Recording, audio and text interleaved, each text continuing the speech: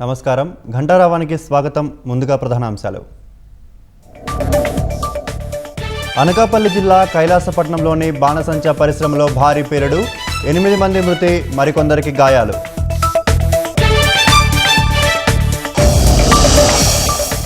అగ్ని ప్రమాద ఘటనపై ఆరా తీసిన చంద్రబాబు, పవన్ కళ్యాణ్.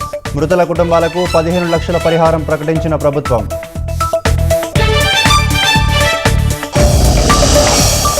అగ్ని ప్రమాద స్థలిని పరిశీలించిన హోంమంత్రి అనిత.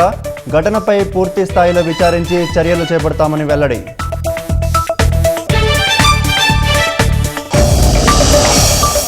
రాష్ట్రంలో కొందరు ఐఏఎస్ అధికారులకు స్థానచలనం.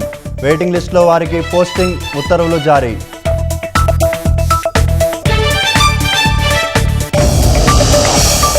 అమెరికాలో గడువుకు మించి ఉంటున్న వారంతా వెళ్లిపోవాల్సిందే. 30 రోజులకు మించి ఉంటే చర్యలు తప్పవంటూ అగ్రరాజ్యం హెచ్చరిక.